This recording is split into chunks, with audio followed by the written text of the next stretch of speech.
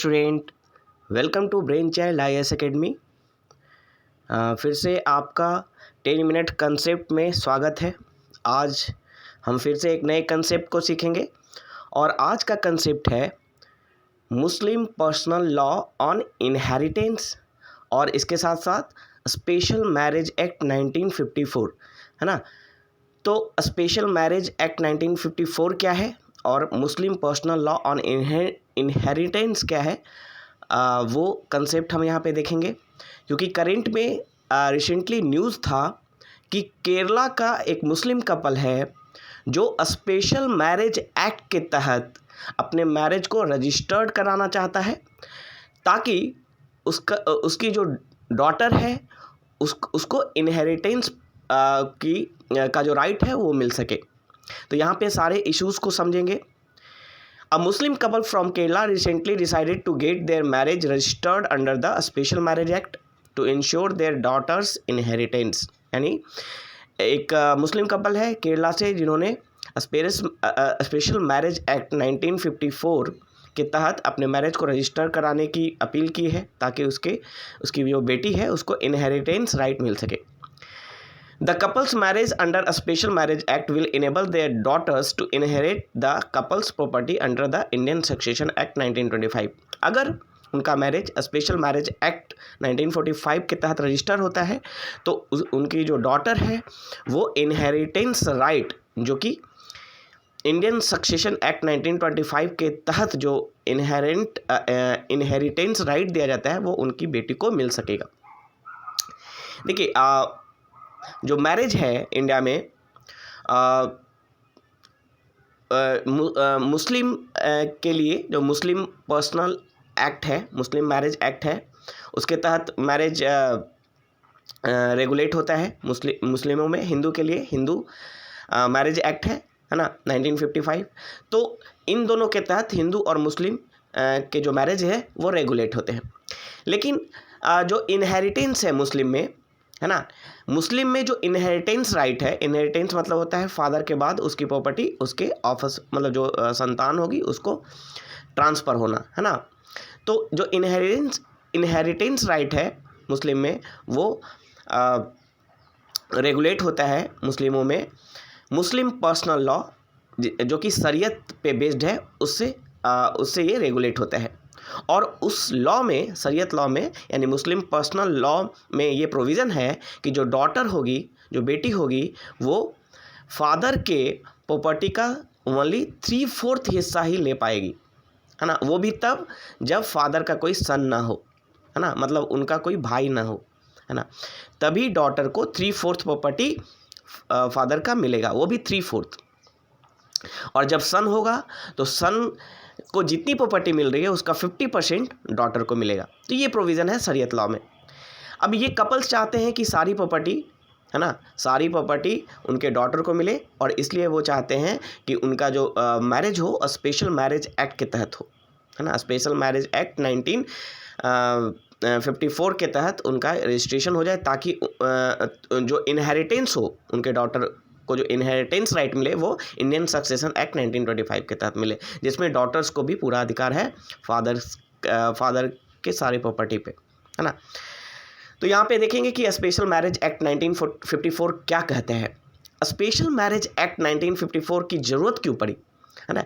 मुस्लिम जो कम्युनिटी है उसमें जो मैरिज है वो मुस्लिम मैरिज एक्ट के तहत रेगुलेट होता है और हिंदू में जो हिंदू जो कम्युनिटी है उसके तहत जो मैरिज होता है वो हिंदू मैरिज एक्ट के तहत रेगुलेट होता है ना, मुस्लिम मैरिज एक्ट और हिंदू मैरिज एक्ट। बट एक सेपरेट एक सेकुलर एक्ट है ना, स्पेशल मैरिज एक्ट, जिसे सेकुलर मैरिज एक्ट कहा जाता है, जिसमें किसी भी कम्युनिटी, किसी भी फेथ की कम्युनिटी हो, उस कम्युनिटी के मैरिज को उसमें रेगुलेट किया जा सकता है ना, स्पेशल मैरिज एक्ट के तहत। यानी इसमें कोई रिलीजन का बाउंडेज नहीं है। तो यहाँ पे बात आती है कि ज़रूरत क्या पड़ा, स्पेशल मैरिज एक्ट 1954 की ज़रूरत क्यों है। ज़रूरत इसलिए है क्योंकि अगर कोई व्यक्ति किसी भी कम्युनिटी से हो, अगर वो स्पेशल मैरिज एक्ट 1954 के तहत रजिस्टर करता है अपने मैरिज को, तो उसे जो उसके जो ऑफ स्प्रिंग है, जो इनहेरिटेंस राइट मिलेगी, वो इंडियन सक्सेशन एक्ट के तहत मिलेगी, है ना। बाकी अगर मुस्लिम मैरिज एक्ट के तहत वो रजिस्टर होता है या मुस्लिम ट्रेडिशन की तरह उसकी शादी होती है, तो उसे शरीयत लॉ यानी मुस्लिम पर्सनल लॉ के तहत वो इनहेरिटेंस राइट मिलेगा, जो कि उसका अलग नियम है। और हिंदू मैरिज एक्ट के तहत अगर रजिस्टर होता है तो हिंदू जो पर्सनल लॉ है उसके तहत उसे इनहेरिटेंस राइट मिलेगा। लेकिन जो स्पेशल मैरिज एक्ट 1954 है, उसके तहत वो अगर रजिस्टर करता है अपने मैरिज को, तो उसे इंडियन सक्सेशन एक्ट के तहत उसे इनहेरिटेंस राइट मिलेगा, है ना। तो इसलिए ये मुस्लिम कपल चाहते हैं कि उनका मैरिज स्पेशल मैरिज एक्ट के तहत रजिस्टर हो जाए। तो special marriage act 1954 is an Indian law that provides a legal framework for the marriage of people belonging to different religions और caste। different religion के लोग इस के तहत रजिस्टर करा सकते हैं, मैरिज कर सकते हैं। तो ये एक सेकुलर लॉ है। It governs a civil marriage where the state sanctions the marriage rather than the religion, है ना, जिसमें स्टेट क्या करता है, स्टेट सैंक्शन करता है मैरिज को, यही अंतर है। हिंदू मैरिज एक्ट हो या मुस्लिम मैरिज एक्ट हो, उसमें रिलीजन सैंक्शन करता है आपके मैरिज को। लेकिन जो स्पेशल मैरिज एक्ट 1954 है, उसमें स्टेट यानी जो हमारा राष्ट्र है ना, जो देश है, वो आपको, जो हमारी गवर्नमेंट है, वो आपको आपके मैरिज को सैंक्शन करती है, ये अंतर है। The Indian system where both civil and religious marriages are recognised is similar to the law in UK marriage act of 1949। India में सिविल और रिलीजियस दोनों तरह के मैरिज को रिकॉग्नाइज किया जाता है। रिलीजियस मैरिज मतलब जो ट्रेडिशन है उसके तहत आप मैरिज करते हैं, तो भी यानी जो रिलीजियस लॉ है वो आपको रिकॉग्नाइज करता है आपके मैरिज को, तब भी वो मैरिज रिकॉग्नाइज हो सकता है। और सिविल तरीके से यानी लीगल तरीके से आप मैरिज करते हैं, वो भी रिकॉग्नाइज है, ठीक है। अब ये जो स्पेशल मैरिज एक्ट है, ये एप्लीकेबल है सारे फेथ के लिए, Hindu, Muslim, Sikh, Christian, Sikh, Jain and Buddhist, ठीक है, पूरे इंडिया में। और यहाँ पे ये जो मैरिज है, ये इसमें क्या स्पेशल है? स्पेशल मैरिज एक्ट में स्पेशल क्या है? देखिए, हिंदू मैरिज एक्ट या मुस्लिम मैरिज एक्ट के तहत अगर आप मैरिज करते हैं, तो वहाँ पे एक नियम है कि जो दोनों में से कोई एक कपल, अगर दूसरा कपल दूसरे धर्म का है, तो उसे, अगर हिंदू मैरिज एक्ट के तहत आप कर रहे हैं तो उसे हिंदू में कन्वर्ट होना पड़ेगा। और अगर मुस्लिम मैरिज एक्ट के तहत कर रहे हैं तो दूसरा कपल है जो दूसरे धर्म का है, उसे मुस्लिम में कन्वर्ट होना पड़ेगा। बट स्पेशल मैरिज एक्ट के तहत कन्वर्जन होने की ज़रूरत नहीं है, यानी इंटर रिलीजियस या इंटर कास्ट किसी भी मैरिज को रिकॉग्नाइज करता है स्पेशल मैरिज एक्ट। यहाँ पे ये बेनिफिट है कि दूसरे कपल को कन्वर्ट होने की ज़रूरत नहीं पड़ेगी, और साथ ही साथ उसे इनहेरिटेंस राइट भी मिलेगा। लेकिन यहाँ पे क्या है कि आपको 30 दिन पहले आपको नोटिस देना पड़ेगा, है ना। जो मैरिज ऑफिसर है डिस्ट्रिक्ट के, वहाँ पे नोटिस देना पड़ेगा।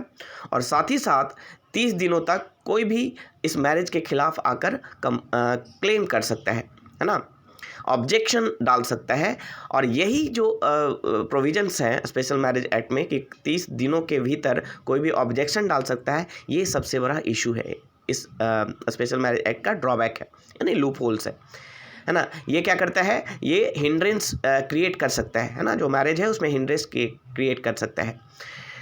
तो क्योंकि 30 दिन पहले आपको नोटिस देना है, उस 30 दिनों में कोई भी ऑब्जेक्शन आपका कर सकता है। इसमें जो मिनिमम एज रखा गया है 21 years for male and 18 years for female, है ना। ओके, इशू क्या है, वही ऑब्जेक्शन वाला है कि कोई भी 30 दिनों के अंदर ऑब्जेक्शन कर सकता है, इससे हिंड्रेंस पैदा होगा, है ना, मैरिज में, वो हरास कर सकता है कपल्स को, ये सारी चीज़ें।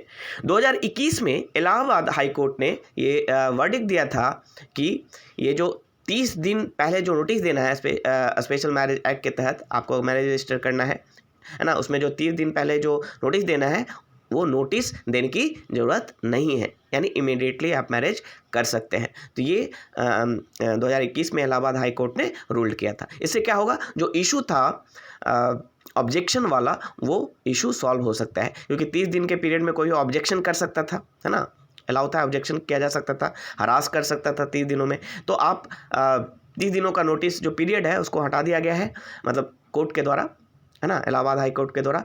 तो अब क्या है कि इमीडिएटली कोई भी नोटिस देकर और वो मैरिज को अपने रजिस्टर कर सकता है। Thank you.